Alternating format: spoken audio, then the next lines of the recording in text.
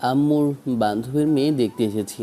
না না না, বড় ভাইয়ের জন্য না, আমার জন্যই। আসলে গত কয়েক মাস যাবৎ বিয়ে করো বলে পাগল করে ফেলেছে। বয়স 25 পড়াতেই আম্মু পাগল হয়ে গেছে ছেলেকে বিয়ে করানোর জন্য, ছেলের বউয়ের মুখ দেখার জন্য। আর এখন নাকি আর দেরি সহ্য হচ্ছে না। বলেছিলাম অনার্সটা শেষ করি, কিন্তু চতুর্থ বর্ষে এসে আম্মুর জেদটা যেন আরও জেঁকে বসল। শেষে নিরুপায় হয়ে আব্বুর বকাঝোকা খেয়ে এক প্রকার মেয়ে দেখতে আসতে রাজি হলাম। আর হব বাই না কেন? কোনো গার্লফ্রেন্ড তো নেই। যাকে পছন্দ করেছি সেটাই চোখের সামনে থেকে দৌড়ে পালিয়েছে। আর না হলে জানতে পেরেছি কারো হাত ধরে পালিয়েছে, নয়তো তার বয়ফ্রেন্ড আছে। এবারে এসবের ভেতরে আমি কাউকে সিঙ্গেল বলে পেয়ে দেখিনি, তাই আর প্রেম ভালোবাসার দিকে যাওয়া হয়নি। বন্ধুদের সাথে আড্ডা ঘোরাফেরা এসব করে চলছিল দিন। দুই ভাই বোন আর আব্বু আম্মুর ছেলে বলতে আমি একাই, সেজন্য আমার ওপরই প্রেশার পড়ছে। তাই বিয়ে দেওয়ার জন্য উঠে পড়ে লেগেছে। কি করব, শেষে উপায় না পেয়ে বিয়ে করার জন্য রাজি হতে হলো। তবে আম্মুকে সেফ বলে দিয়েছিলাম, মেয়ে যদি পছন্দ না হয় আর যেমন তেমন জায়গায় তাকে ধরে আনলে কিন্তু বিয়ে করব না। শেষে আম্মু মুচকি এসে বলেছিল, আমার একটা মাত্র ছেলের বউ হবে, যেমন তেমন সেটা বললেই হলো? তুমি একবার চলো তো, আগে গিয়ে দেখো মেয়েটাকে যদি পছন্দ না হয় তোমাকে বিয়ে করার মতো দূরে থাক, আর বিয়ের কথা বলবোও না। মেয়ে যত খুশি দেখো, তবে পছন্দ না হলে কিন্তু বিয়ে করছি না বলে রাখলাম। সে তো অবশ্যই, আমার একমাত্র ছেলের বউ বলে কথা, সুন্দর তো হতেই হবে, সব কিছুতে পারদর্শী হতে হবে, না হলে কি আমি ছেলের বউ করব ভেবেছো? না, আমি আবার ভাবলাম তোমার বান্ধবীর মেয়ে বলে হয়তো বা তাকে এক্সট্রা একটা সুযোগ দেওয়ার জন্যই তাকে দেখতে নিয়ে যাচ্ছ। তাই হয়তো বাড়িয়ে বাড়িয়ে বলছো, যেন কথাতেই আমার পছন্দ হয়ে যায় আর আগ্রহ সৃষ্টি হয়। আমি যে কথাই নয়, কাজে বিশ্বাসী, সেটা তুমিও খুব ভালো করে জানো। আগে আমার সাথে চলো, যদি পছন্দ না হয় বললাম তো রিজেক্ট করে দিও। আর অন্য কোনো মেয়ে দেখাবো না, এই মেয়েকেই দেখো, আর এই মেয়েকেই তোমার পছন্দ হবে আব্বু। এত শিওর হচ্ছে কি করে? তুমি জানো না যাকে তাকে আমার পছন্দ হয় না? তোমার ছেলের আবার পছন্দটা একটু এক্সট্রা লেভেলের। বান্ধবীর সাথে আমার অনেক দিন যোগাযোগ ছিল না, গত 6 মাস আগেই যোগাযোগ, আর ওর সাথে আমার কথা হওয়ার পর ছেলে মেয়ে সম্পর্কে জানতে চাইলাম। ও বলল ওর এক মেয়ে এক ছেলে, ছেলেটা পিচ্ছি, আর মেয়েটা এবার অনার্স 4 ইয়ারের এক্সাম দিয়ে ফেলেছে।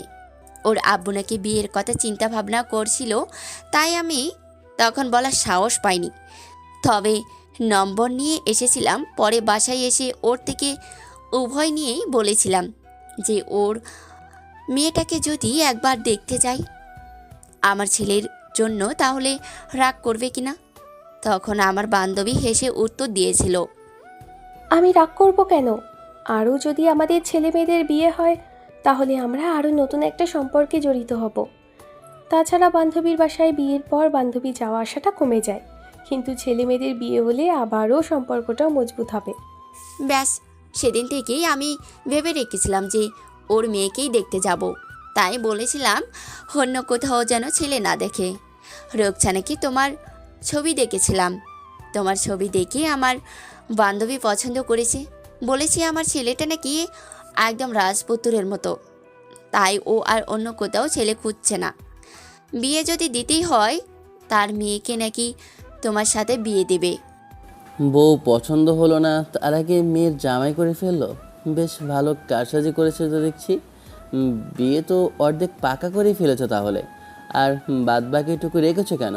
বিয়ের দিন এসেই আমাকে না হয় জানাতে। আম্মু সেদিন হেসেছিল, তবে ঈশানকে রাজি করাতে করাতে এই 6টা মাস লেগে গেল। আর 6 মাসের মধ্যে কতবার যে বাগড়া দিয়েছে বিয়ে করবে না বলে, এই ওই রিজন দেখিয়ে বিয়েটা ক্যান্সেল করার চেষ্টাও করেছে, কিন্তু কাজ হয়নি। শেষে আম্মুর রাগের কারণে অনেক চেষ্টার পরে বিয়েতে রাজি হয়েছে, কারণ আব্বু বকাঝকা করেছিল।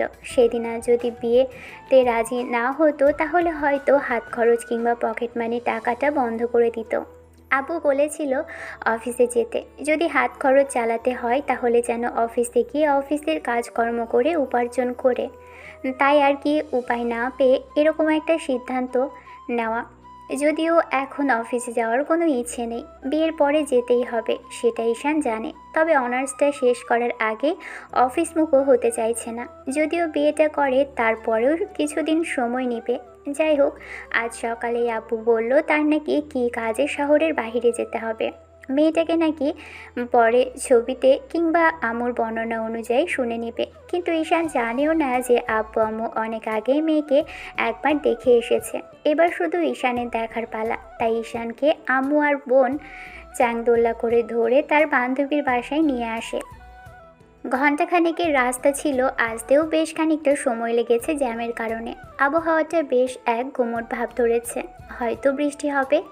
কিন্তু এই পরিস্থিতিতে মেয়ে দেখতে আসা হলো, বৃষ্টি হলে আজকে এ বাড়িতেই থেকে যেতে হবে। যাই হোক, বাসার ভিতরে ঢুকে একবার ভদ্রমহিলার সাথে দেখা হলো। ভদ্রমহিলাকে দেখে মনে হচ্ছে না না ওনারই বিয়ে হয়েছে। তাহলে মেয়ের বয়সটা কত হবে? ঈশান সেটাই ভাবতে লাগলো। তখন ছোট বোন গুঁতো মেরে বলতে লাগলো, বলছিলাম কি ভাইয়া, এটা তোর শাশুড়ি। শাশুড়ির দিকে এমন করে তাকালে বইয়ের দিকে কি করে তাকাবি? হতভাগা। না মানে দেখে মনে হচ্ছে না যে ওনার বিয়ে হয়েছে। তার উপর আবার মেয়ের বয়সটা কত হবে সেটাই শুধু ভাবছি। ভদ্রমহিলাকে সালাম দিতেই ভদ্রমহিলা সালামের উত্তর দিল। তারপর এগিয়ে এসে মুখের পাশে হাত রেখে মাথায় বুলিয়ে দিয়ে বলতে লাগলো, মাশাল্লাহ, একদম রাজপুত্রের মতো। ছবিতে যা দেখেছি সামনাসামনি দেখতে একদম নায়কদের মতো। আমার মেয়ের একদম ভাগ্য আছে বলতে হবে, নাহলে এমন একটা মিষ্টি দেখতে ছেলেকে আমার মেয়ের জামাই হিসেবে পাবো সেটা ভাবতেও পারিনি। ঈশান খানিকটা লজ্জা পেল, তবে প্রকাশ করলো না। ছেলেদের নাকি লজ্জা পেতে নেই, কিন্তু ভদ্রমহিলা যে হারে পাম্পটি মারছে তাতে এই মুহূর্তে লজ্জা পাওয়াটাই স্বাভাবিক।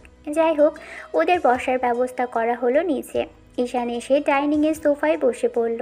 ভদ্রমহিলাও ওদের সাথে বসে কিছুক্ষণ ধরে কথা বলতে লাগলো। ঈশান এদিকে ওদিকে তাকাচ্ছে। আম্মু বুঝতে পেরে ওকে হাতের ইশারায় স্বাভাবিক থাকতে বলতেই তখন ঈশান স্বাভাবিক থাকার চেষ্টা করলো। কিন্তু ঘন্টাখানেক পার হয়ে গেলেও ভদ্রমহিলা যাচ্ছিল না। এবার খানিকটা বিরক্তি লাগছে। আম্মুকে পেয়ে তার বান্ধবী নতুন জামাইয়ের কথা বলতে বসেছে। যার সাথে মেয়েকে বিয়ে দিবে তার কথাটাই বলতে বসেছে। ঈশান কিছুক্ষণ বিরক্তি নিয়ে বলতে লাগলো, আন্টি যদি কিছু মনে না করেন তাহলে আপনাদের ছাদে যাই, আমি একটু ঘুরে আসি, আপনারা কথা বলুন। এবার মেয়ের আম্মু বুঝতে পারলো যে ছেলে বিরক্ত লাগছে ওদের এই দুজন মহিলার বকবকানির মধ্যে। আব্বু আসলে হয়তো এত কথা বলতে পারতো না, সেজন্যই বিরক্তি লাগছে। যাই হোক, এবার ভদ্রমহিলা বেশ খানিকটা অস্বস্তি নিয়ে হাসার চেষ্টা করে বলল, দেখেছো কাণ্ড, এতদিনে পুরনো বান্ধবীকে পেয়ে কথা জুড়ে দিয়েছি। ভাবতেও পারিনি যে জামাইটা আমার মেয়েকে দেখার জন্য উতলা হয়ে আছে। তুমি বসো আব্বু, আমি এক্ষুনি তোমার হবু বউকে আনছি। ভদ্রমহিলা তাড়াহুড়ো করে চলে যেতেই আম্মু কেমন করে যেন তাকালো ছেলের দিকে। ঈশান বলতে লাগলো, যে মহারানীকে দেখার জন্য এনেছো, যে হুড়পড়ির কথা বলে এখানে পটিয়ে এনেছো, আগে তাকে তো দেখি। তোমরা গল্প করে ফাটিয়ে দিচ্ছ, আর তিনজন মহিলার মাঝে আমি কি করব? হয়তো সাজগোজ করছে, সেখানেই হয়তো দেরি হচ্ছে। তোমার কি আর দেরি সইল না একটু? আজব তো, 1 ঘন্টা যাবৎ বসে আছি, পাক্কা 1 ঘন্টা যাবৎ কি এমন গল্প করছো তোমরা? আমি তো সেটাই ভেবে পাচ্ছি না। দুই মহিলা এক জায়গায় হলে যে গল্পের শেষ নেই, তুই কি এটা প্রথম শুনেছিস ভাইয়া? এরই মাঝে কারো আসার শব্দে ঈশান ঘাড় ঘুরিয়ে পিছনে তাকালো। তারপর পিছনে তাকিয়েই স্তব্ধ হলো, কারণ দূর থেকে যাকে দেখা যাচ্ছে তাকে দেখে মনে হচ্ছে অসম্ভব রকমের কিউট দেখতে। একদম পুতুলের মতো গুটি গুটি পায়ে হেঁটে এগিয়ে আসছে। তারপর পাশে ওর বয়সী আরেকটা মেয়ে। এটা হয়তো ওর বান্ধবী কিংবা কাজিন কেউ হতে পারে। আর অন্য পাশে ওর আম্মু ধরে ধরে মেয়েটাকে এনে যখন ঈশানের সামনে বসানো হলো, ছেলেটা একদম চোখগুলো রসগোল্লার মতো করে মেয়েটার দিকে তাকিয়ে রইল। ঈশান হাঁ করে আছে দেখে বোনটা একটু গুঁতো মেরে বলতে লাগলো, হতভাগা, মুখ বন্ধ কর, মাছি ঢুকে যাবে। ভাবিকে দেখছিস ভালো কথা, এরকম হাঁ করে তাকিয়ে থাকার কি আছে? বোনের কথাতেই হুঁশ ফিরল ঈশানের। আর হুঁশ ফিরতেই ঈশান আবার ভালো করে মেয়েটার পা থেকে মাথা অবধি একবার দেখলো। মেয়েটাকে দেখে কেমন যেন পরীর মতোই দেখতে লাগছে। যাই হোক, মেয়ে কেমন দেখছে ঈশান সেটা ওর থেকেই জেনে নিন। পরী দেখেছেন কখনো? দেখেননি তো। আমার বর্ণনা অনুযায়ী দেখার মতো করে শুনে নিন। এত বর্ণনা দিতে পারবো না, আমি দেখাই ব্যস্ত আছি। আর সবচেয়ে বড় কথা, গল্পের নায়িকারা কেমন হয় সেটা আপনারা খুব ভালো করেই জানেন। ওই তামিল নায়িকা ক্যাটাগরি আর কি। হরিণীর চোখ, গোলাপের পাপড়ির মতো ঠোঁট, গালগুলো টমেটোর মতো, আর চোখগুলো টানা টানা কাজল কালো। আমার বর্ণনা এলোমেলো, তবে দেখতে মাশাল্লাহ একদম পরীর মতো। এবার মেয়েটার নাম জিজ্ঞেস করার আগেই আম্মু যেটা বললো সেটার জন্য প্রস্তুত ছিলাম না। পরি মামনি, তুমি আমার ছেলেটাকে দেখে নাও। যদি পছন্দ না হয় তাহলে বলো, আমরা আর কখনো আসবো না। আমরা অনেক আশা নিয়ে এসেছি, ভেবেছি তোমাদের দুজনের পছন্দ হলে তারপর এই বিয়েটা হবে, কিন্তু জোর জবরদস্তি করে আমরা কেউ কারো বিয়েটা দিচ্ছি না। এখন তুমি একটু দেখো তো আমার ছেলেটাকে কোনো রকম পছন্দ হয় কি না। আমুর কথাতে মেয়েটা পিটপিট করে সামনের দিকে তাকালো। একবার তাকিয়ে চোখ জোড়া নামিয়ে নিল। অন্যদিকে ঈশান সেই থেকে হাঁ করে তাকিয়ে আছে। মনে হচ্ছে চোখ দিয়ে মেয়েটাকে গিলে খাবে। বারবার শুকনো ঢোক গিলছে ছেলেটা। এই মেয়ে যদি শুধু সুন্দরী হয় তাহলে সুন্দরী কাকে বলবে সেটাই ভাবছে। যদি সুন্দরী বলে তাহলে সৌন্দর্যেরও অবমাননা করা হবে, কারণ অত্যাধিক লেভেলের সৌন্দর্য এই মেয়ের মাঝে বিরাজ করছে। এতদিন যা দেখেছে তা মনে হয় ধোঁয়াশা ছিল। কথাগুলো ভেবে আবারও শুকনো ঢোক গিলল। তারপর মনে হতে লাগলো আসলেই বোধহয় এই মেয়েটার জন্য এতদিন ধরে উপরওয়ালা ওকে অপেক্ষা করিয়েছে। এবার আম্মু ঈশানকে উদ্দেশ্য করে বলতে লাগলো, দেখো আব্বু পছন্দ হয় কি না। যদি পছন্দ না হয় বললামই তো আর আসবো না।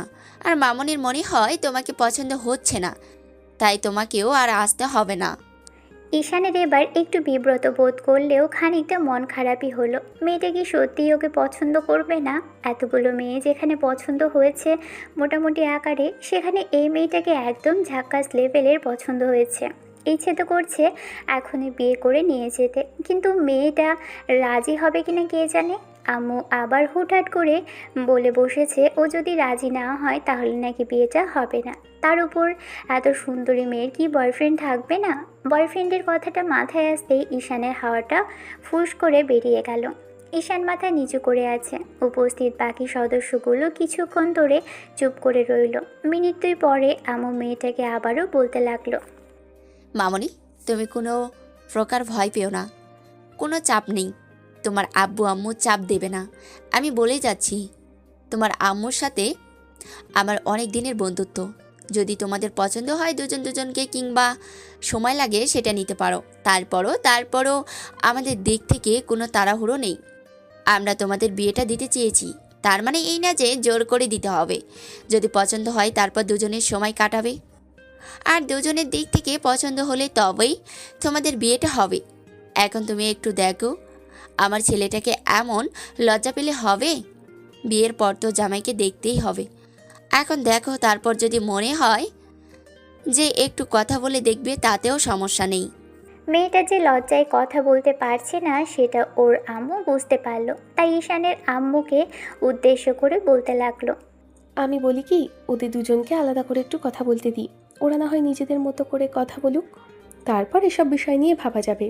তাছাড়া দুজনকে প্রথমবার দেখছে, একটু নিজেদের মতো করে দেখুক না। তারপর যদি মনে হয় যে সম্ভব না, তাহলে না হয় সব বিষয় বাদ দেওয়া যাবে। মামনি, তুমি ঈশানকে রুমে নিয়ে যাও, তারপর যতক্ষণ খুশি কথা বলো। আমরা এদিকে নিজেদের মতো করে কথা বলি।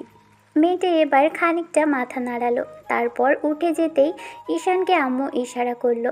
ছেলেও আম্মুর ইশারাতে মেয়েটার পিছন পিছন আসলো। বেশ কিছুক্ষণ যাবৎ হেঁটে দ্বিতীয় তলায় একটা রুমের সামনে আসতেই মেয়েটা তখন ঈশানের দিকে একবার তাকিয়ে রুমের ভিতরে চলে গেল। বোঝালো ইশারায় এদিকটায় যেতে। তখন ঈশান ভিতরের দিকে গেল। ভিতরে আসতেই মেয়েটা নিজেই দরজা বন্ধ করে দিল। কিছুক্ষণ ধরে দেখে ঈশান আবারও পরি নামক মেয়েটার দিকে তাকিয়ে রইল। ঈশান দাঁড়িয়ে আছে দেখে মেয়েটা বলতে লাগলো, দাঁড়িয়ে থাকবেন না প্লিজ, বসুন। মেয়েটা যেমন দেখতে তেমন পরীর মতো, তেমনই কণ্ঠটাও ঠিক ততটাই মিষ্টি। কথাগুলো ভেবেই বুকের ভিতর প্রশান্তির হাওয়া বয়ে গেল। কিছুক্ষণের মধ্যেই ঈশানের মনে হতে লাগলো ও সত্যিই কোনো পরী দেখছে, আর কোনো পরীর সাথে কথা বলছে। নয়তো এত মিষ্টি একটা মেয়ে যে হতে পারে সেটা ভাবতেও পারেনি। ভেবেছিল যেমন তেমন হবে, ওই অ্যাভারেজ কোনো মেয়ে। কিন্তু আম্মু জোড়াজুড়িতে যখন ভাবলো যে সুন্দরী বলতে যেমন অ্যাভারেজ, তেমন মেয়েগুলোই হয় ঠিক তেমন। ওর একটু সুন্দর চেহারার গঠনটা ভালো দেখতে মোটামুটি, আর সব মিলিয়ে একটু একটু ভালো দেখতে, যে কেউ পছন্দ করবে তেমন। আর এই মেয়েকে তো 100 জন দেখলে 100 জনই পছন্দ করবে। তার উপর আবার হাতের আর মুখের কালার দেখে মনে হচ্ছে দুটোই একদম সমান কিংবা একই পরিমাণে ফর্সা। আর মেয়েটার হাতে কিংবা মুখে টোকা দেওয়া হয়, সাথে সাথে রক্ত বেরিয়ে আসবে। কথাগুলো ভেবে ঈশান এবার বলতে লাগলো, আপনিও বসুন, দাঁড়িয়ে থাকবেন না। আপনার রুমে আপনি দাঁড়িয়ে থাকলে কেমন দেখাবে না বলুন? মেয়েটা কিছুক্ষণ চুপ করে থেকে ওর পাশে বসলো। মিনিট 5 নীরবতা দুজনের মাঝে। তারপর একটা সময় ছেলেটাকে চুপ করে থাকতে দেখে পরি মেয়েটা বলতে লাগলো, আপনার নাম বোধহয় ঈশান, তাই না? হ্যাঁ, কিন্তু আপনি জানলেন কি করে? আম্মু এতবার যার প্রশংসা করেছে, এতবার যার কথা বলেছে, তার কথাই কিংবা তাকেই আমার সামনে নিয়ে আসবে সেটা আমি খুব ভালো করেই জানি। এটা এত অবাক হবার কিছু নেই। তাছাড়া আপনার নাম নিয়ে বলেছিল যে আপনার পরিবারই একমাত্র আমাকে দেখতে আসবে। যদি আমার পছন্দ না হয় কিংবা আপনাদের পছন্দ না হয় তাহলে আর পরে অন্য কোথাও বিয়ের কথা ভাববে, কিন্তু তার আগে নয়। এই কথা বলছেন, তার মানে আপনার আমাকে পছন্দ তো নয়ই, বরং এই বিয়েতে কোনো ইন্টারেস্ট নেই, তাই তো? মেয়েটা কেমন করে যেন তাকালো। ঈশান মেয়েটাকে বেশ খানিকটা আশ্বস্ত করে বলল, সমস্যা নেই, আমি বাসায় গিয়ে আম্মুকে বলে দেব আমার আপনাকে পছন্দ না। আপনার ভয় পেতে হবে না। এসব বিষয় নিয়ে আমি অনেক বকাঝকা খেয়েছি, আর একটু খেলে যাতে কিচ্ছু হবে না। কিন্তু যার বিয়েতে এই মত নেই তাকে জোর করে বিয়েটা পাগলামি করা ছাড়া আর কিছুই না। এসব কথা রাখুন, আগে বলুন, আগে কয়টা মেয়ে দেখতে গিয়েছিলেন? মানে? না মানে বলছিলাম কি, বিয়ের জন্য তো বাসা থেকে তাড়া দিচ্ছে, তাই আর কি কয়টা মেয়ে দেখেছেন আমাকে বাদে? একটাও না, প্রথমবার আপনাকেই দেখতে এসেছে, আর আপনাকেই পছন্দ। ঈশান অর্ধেক কথাটা বলেই থেমে গেল। মেয়েটা কি বুঝলো কে জানে, তবে মুচকি হাসলো। ঈশান তাকিয়েও দেখলো না মেয়েটার মুচকি হাসি। এই হাসি যদিও একবার দেখতো তাহলে হয়তো পাগল হয়ে যেত। কথাগুলো ঈশান চুপচাপ ভাবছিল। মেয়েটার কিনা ওকে পছন্দ হলো না। এরই মাঝখানে পরি বলতে লাগলো, আমাকে প্রথমবার দেখতে এসেছেন, আর আমাকেই যেন শেষ দেখা হয়, আর যেন অন্য কোথায় যাওয়া না হয়। মানে বুঝলাম না, কি বললেন আপনি? মানে এটাই বোঝালাম যে আর অন্য কোথাও মেয়ে দেখতে যাওয়ার দরকার নেই। যেহেতু আপনার আমাকে পছন্দ হয়েছে, সেহেতু আমি একটু ট্রাই করে দেখতেই পারি আম্মুর পছন্দটা কেমন। মানে কি, পছন্দ বা ট্রাই করে দেখে আবার কিভাবে? আজব ক্যারেক্টার তো আপনি। আজবের কি আছে? যার সাথে সারা জীবন কাটাবো, যাকে বিয়ে করব, তার সাথে কয়েকটা দিন সময় কাটাতে হবে না? দেখতে হবে না তার স্বভাব চরিত্র কেমন? কয়েকদিন কি বোঝা যায়? একবার দেখলে কি মানুষ চেনা যায়? যেখানে সারা জীবন একটা মানুষের সাথে সংসার করে মানুষ তার মনের অবস্থা বুঝতে পারে না, সেখানে আপনাকে প্রথম দেখেই আমি বিয়েতে রাজি হয়ে যাব? আমার দেখতে হবে না যে আমার হবু জামাইয়ের স্বভাব চরিত্র কেমন, কয়টা মেয়ের সাথে প্রেম করেছে? আমার কি তাকে বুঝতে হবে না, চিনতে জানতে হবে না? নাকি আপনি বলছেন আজকেই বিয়ে করে নিয়ে যাবেন? তার মানে আপনি বলতে চাইছেন আমাকে আপনার পছন্দ? কেন, পছন্দ হতে কি আপনি খুশি খুশি নন? ঠিক আছে, তাহলে আমি নিচে গিয়ে বলে দিচ্ছি যে আম্মু, আমি এই ছেলেকে আমার পছন্দ না, এই ছেলেকে বিয়ে করতে পারবো না। ঠিক আছে তো, তাহলে আপনি খুশি হবেন তো? চলুন তাহলে। পরি মেয়েটা এবার কথাগুলো বলে উঠে চলে যেতে নিবে, তার আগে ঈশান ওর হাত ধরে আটকে দিল। পরি হাতের বাঁধনে বাধা পেতেই পেছন ফিরে দেখলো ছেলেটা অসহায়ভাবে তাকিয়ে আছে ওর দিকে। তারপর মাথা নেড়ে না সুযোগ উত্তর দিয়ে মুখে বলল, মোটেও না, আপনাকে প্রথম থেকেই ভালো লেগেছে। জানি না প্রেমে পড়ে গেছে কিনা, তবে কয়েকটা দিন থাকলে কিংবা কথা বলে সেটা নিশ্চয়ই হবে। আমি ওই রকম মেয়ে মোটেও না যে আপনার সাথে কথা বললেই প্রেমে পড়ে যাব। বিয়ের পর ওসব নিয়ে ভাবা যাবে, কিন্তু তার আগে কয়েকটা দিন সময় কাটিয়ে দেখতে চাই আপনি ঠিক কেমন, আপনার সাথে আমার মানিয়ে নিতে কতটা কষ্ট হবে কিংবা কতদিন মেনে নিতে পারবো। তাহলে কি নম্বরটা পেতে পারি আপনার? পারেন। আমার নাম্বারটা যেমন নেবেন, আপনার নাম্বারটাও আমাকে দিয়ে যাবেন। আমার যখন ইচ্ছে হবে কল করব। ঈশান পরি মেয়েটার থেকে নাম্বার নিল, তারপর ওর নাম্বারটাও দিল। আরও কিছু সময় দুজনের কথা হলো। পরীকে তেমন করে ঈশানের আর কিছু বলা হলো না, তবে প্রচণ্ড পরিমাণে যে ভালো লেগেছে মেয়েটাকে সেটা আম্মু ছেলের মুখের এক্সপ্রেশন দেখেই বুঝতে পেরেছে। ঈশান আম্মু আর বোনের সাথে বাসায় চলে আসে। রাতে আব্বু আসলে সবাই একসাথে ডিনার করলো। আব্বু ঈশানকে বলতে লাগলো, মেয়ে কেমন দেখলে, আর পছন্দ হয়েছে কি? ঈশান কথা বলছিল না, খাবার খাচ্ছিল আর আনমনে পরি মেয়েটার কথা ভাবছিল। এবার আম্মু ওর দিকে তাকিয়ে থেকে একটু মুচকি হেসে বলল, পছন্দ হবে না? যেমন মিষ্টি মেয়েকে দেখিয়েছি তাতে হবারই কথা। যেমনি তার রূপ তেমনি তার গুণ, বাসার সব কাজ নিজে হাতে করতে পারে। তাছাড়া তোমার ছেলে পরীকে দেখার পর থেকেই হাঁ করে তাকিয়েছিল। এখনও দেখো কীরকম সেই মেয়ের কথাই ভাবছে। না জানি কালই বলে বসে যে ওই মেয়েকে খুব শীঘ্রই বিয়ে করবে। আমি তো বলে দিয়েছি, দুজনের সময় কাটানো হলে, দুজন দুজনকে একটু চেনা জানা হলে তারপর না হয় বিয়ের কথা ভাবা যাবে। তাই বিয়ের বিষয়টা ওদের উপর ছেড়ে দিয়েছি। আব্বু অনেকক্ষণ যাবৎ অনেক কথাই বলল। ঈশান শুধু হ্যাঁ বা না বলে মাথা নাড়ালো। খাওয়া শেষে ঈশান রুমে এসে কিছুক্ষণ ধরে বসে রইল আর ফোনের দিকে তাকিয়ে আছে। ফোন আসবে না কেন, ফোন আসছে না কেন, মেয়েটা কল করছে না কেন, এইসব বিষয় নিয়ে বারবার ভাবছে। 10টা 11টা 12টা এমন করে প্রায় 1টা বাজতে চলল। তারপরও মেয়েটা কল করলো না। পুরি কল করেনি তাই বিরক্তি লাগলো, নিজেও কল করলো না। শেষে নিজেই ঘুমিয়ে পড়ে। পরদিন সকালে 7টার দিকে একটা আননোন নাম্বার থেকে কল আসলো। ফোনের শব্দে ঘুমটা ভেঙে ছিল ঈশানের, আর ঘুম ভাঙতেই ফোনের আননোন নাম্বার দেখে অবাক হলো। আচ্ছা, যদি পরি ফোন করে, মেয়েটার নাম্বারটা সেভ করা, তাহলে আননোন নাম্বার থেকে আবার কে ফোন করলো? অন্য কেউ হবে হয়তো। কথাগুলো ভেবেই এবার ফোন কানে দিতেই ওপাশ থেকে একটা মেয়েলি কণ্ঠস্বর ভেসে আসলো। আসসালামু আলাইকুম। আসসালামু আলাইকুম, কে বলছেন? কাল আমাকে দেখে গেলেন আর আজকেই ভুলে গেছেন? বুঝতে পেরেছি, বিয়ে করার কোনো ইচ্ছে নেই আমাকে, তাই তো? আর আমি ফোন দিয়েছি সেটা কি আমার কণ্ঠস্বরেও বুঝতে পারেননি? পরীর কথাটা মনে পড়তেই ঈশান তাড়াহুড়ো করে উঠে বসে। তারপর চোখ জোড়া ডলে নিয়ে বলতে শুরু করে, না, মানে আসলে বলছিলাম কি যে আমি না কাল রাতে অনেকক্ষণ যাবৎ আপনার কলের অপেক্ষা করেছি। আপনি কখন কল দেবেন সেইটা নিয়েই ভাবতে ভাবতে কখন ঘুমিয়ে পড়েছি জানি না। বাবা, আপনি দেখি আগে থেকেই আমার প্রেমে পড়ে হাবুডুবু খাচ্ছেন মিস্টার। মানে কি মশাই, আপনি সারা রাত আমার জন্য জেগেছিলেন? তাহলে নিজেও তো কল করতে পারতেন।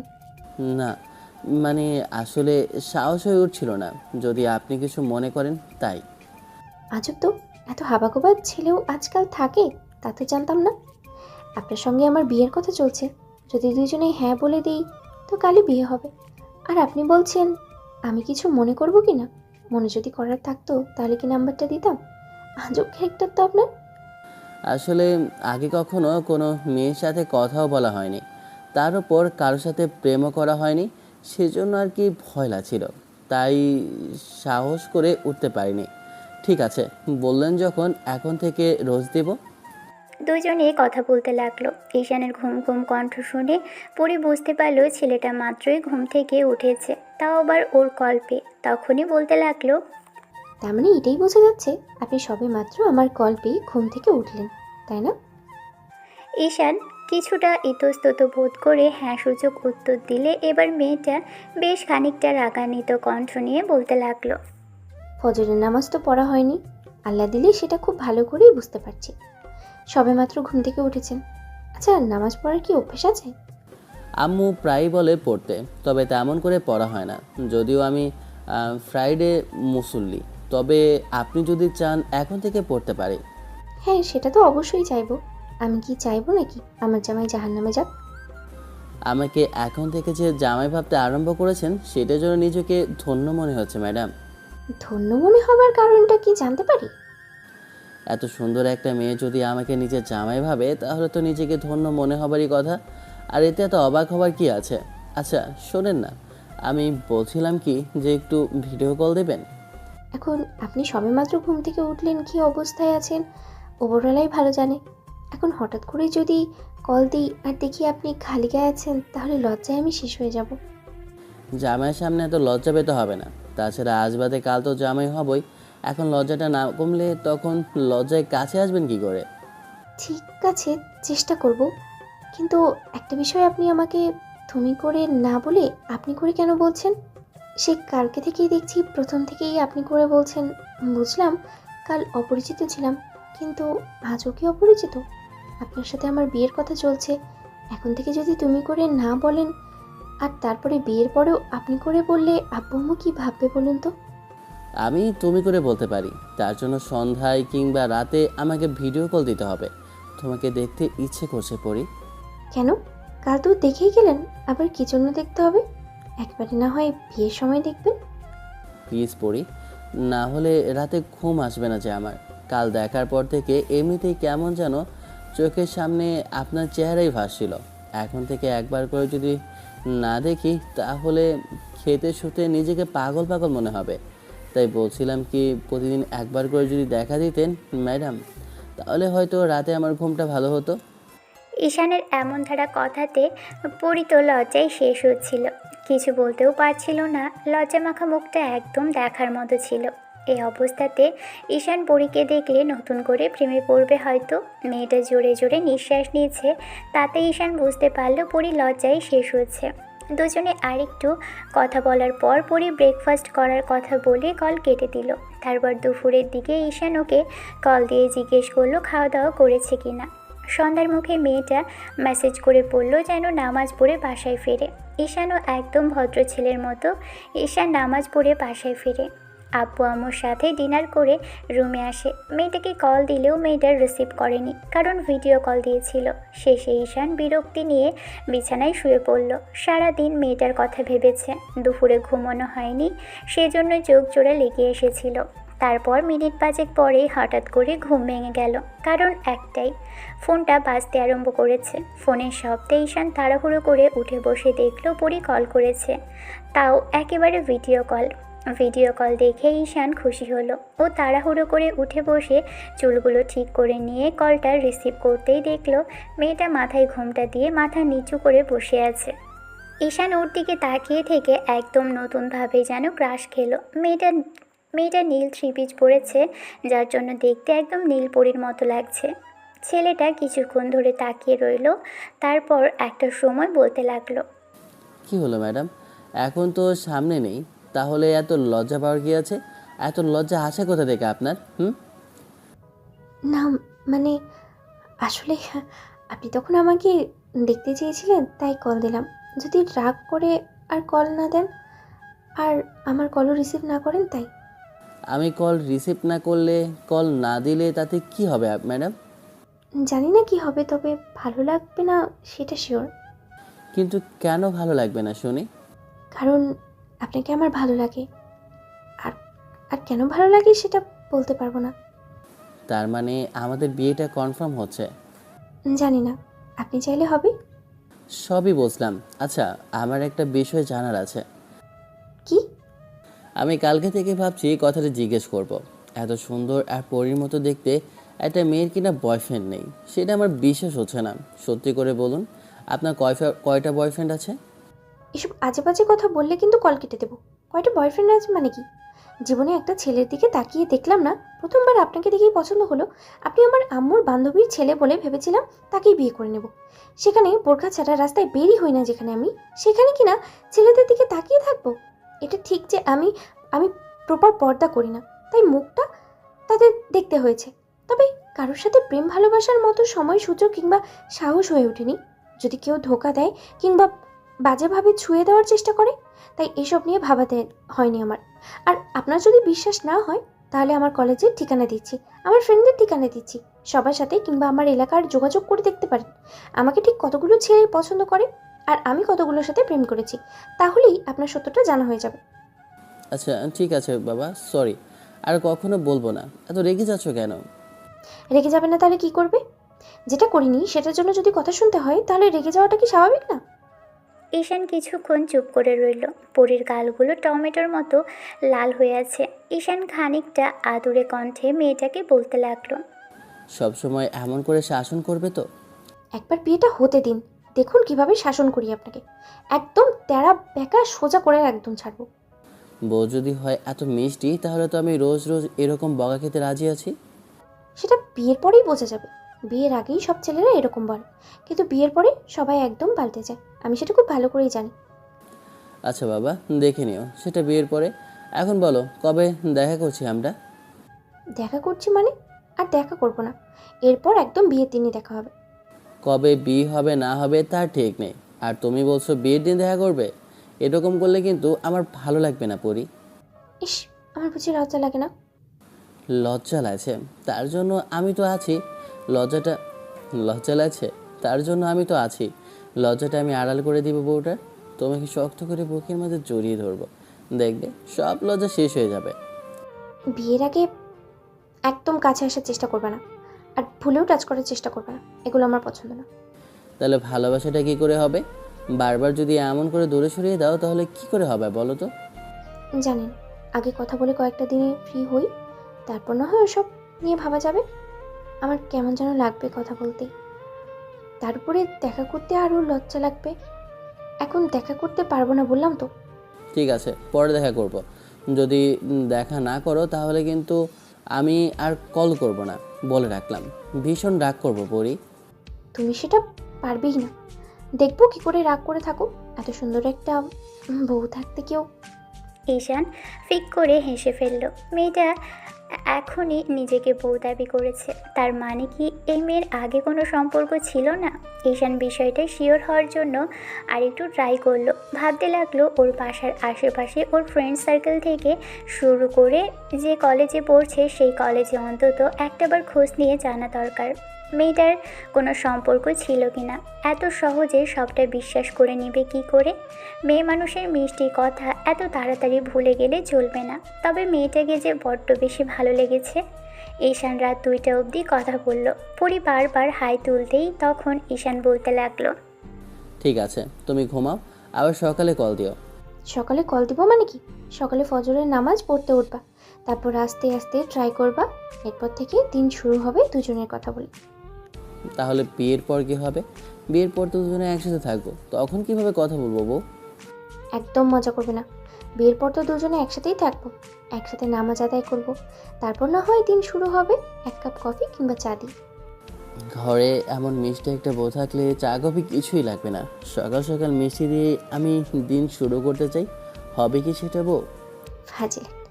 দুষ্টুমি করার ধান্দা সবসময় না।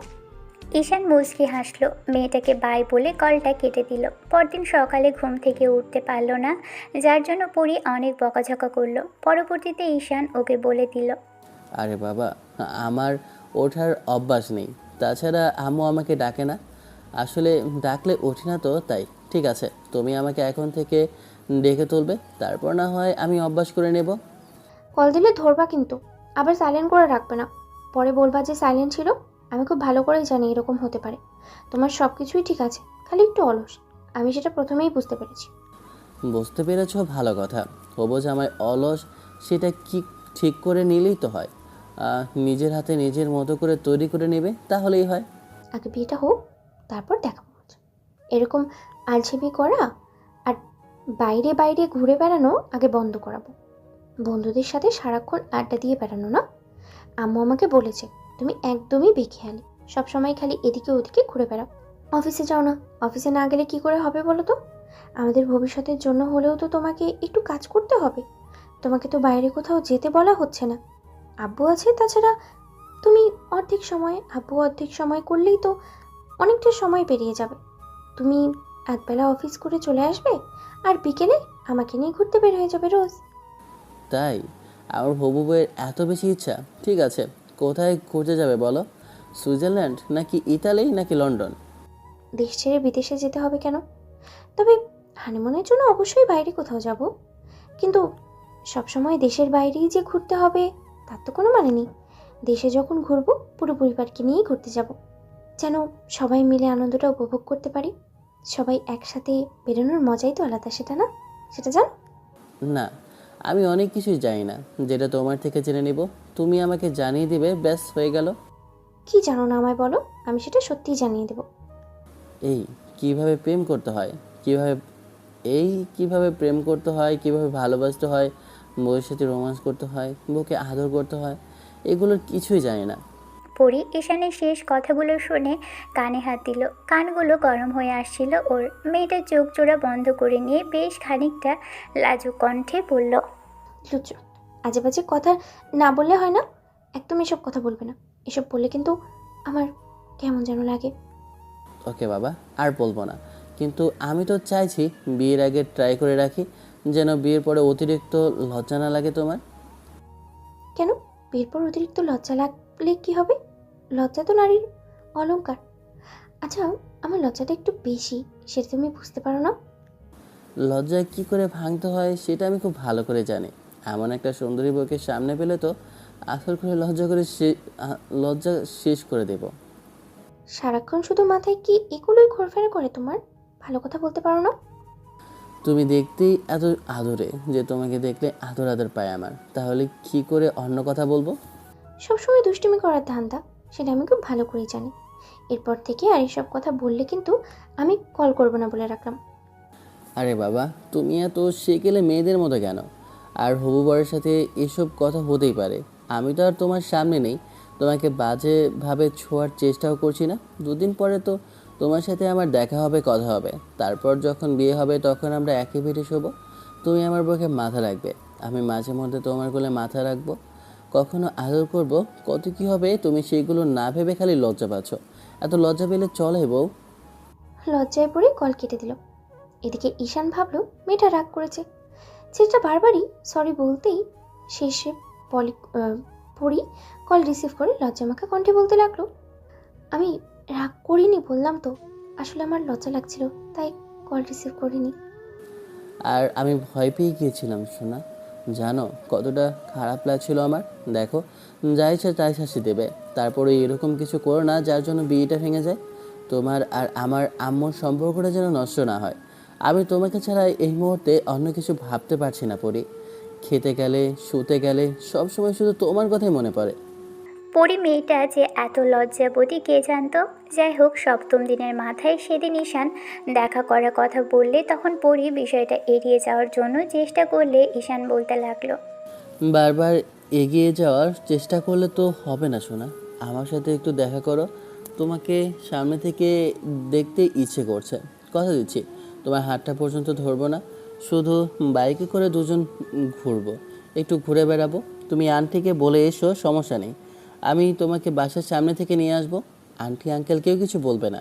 আঙ্কেলের সাথে এর মাঝে আমার দেখা হয়েছে, তিনি আমার মাথায় হাত বলে দিয়েছে, তার মানে তোমার আব্বু রাজি আছে। আব্বু আম্মু যেহেতু সবটা স্বাভাবিকভাবে মেনে নিয়েছে, তারও তো আর সমস্যা নেই। তুমি খামোকে তো ভয় পাচ্ছ কেন? আসতে পারি, কিন্তু আমাকে সন্ধ্যার আগে বাসায় পৌঁছে দিতে হবে। আর সাথে কেউ থাকতে পারবে না, শুধু তুমি থাকবে। আজব তো, আমরা দুজন ঘুরতে বের হব, আমি কি সাঙ্গ পাঙ্গ নিয়ে বেরোবো নাকি?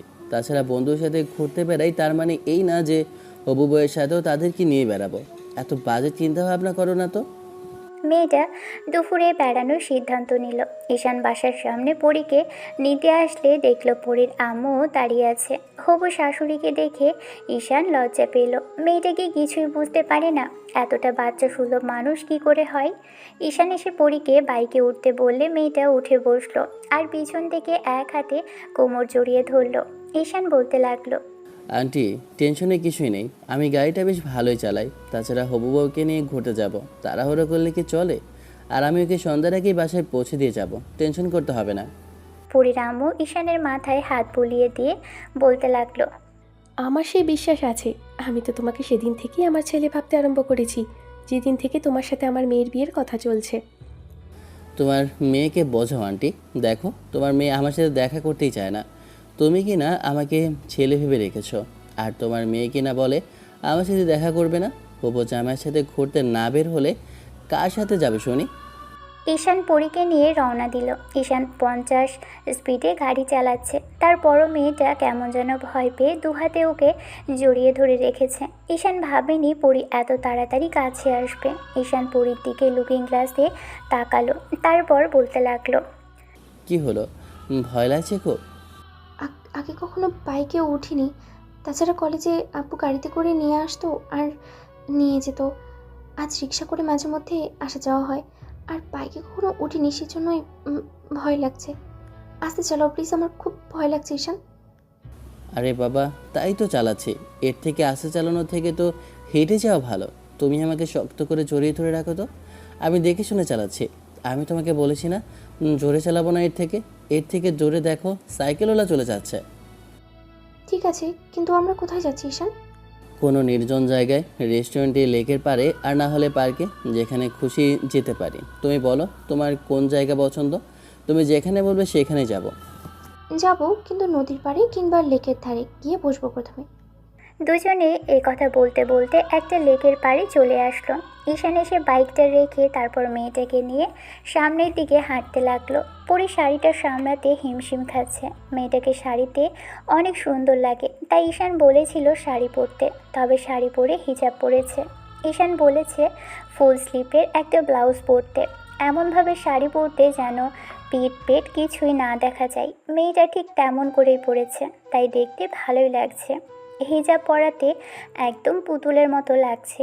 ঈশান চায় না ওর হবু বউয়ের শরীরের কোনো অংশ কেউ দেখুক, তবে বিয়ের পর যে বোরখা ছাড়া আর বাইরে বের হতে দিবে না, সেটা ঈশান খুব ভালো করে ভেবে রেখেছে। পরি বোরখা পরে আসতে চেয়েছিল। ঈশান বলেছে আজকের দিনটা অন্তত শাড়ি পরে এমন করে বেরোতে, না হলে ভালো লাগবে না দেখতে। পরি আর ঈশানের হাতে টাচ করছে, আর পরি লজ্জা পেয়ে বারবার দূরে সরে যাচ্ছে।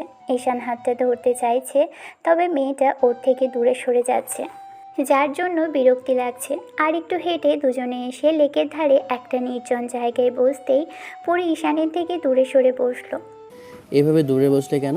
বাইকে তো দুজনের মাঝে এত দূরত্ব ছিল না, তাহলে এখন দূরে বসার কারণ কি পরি?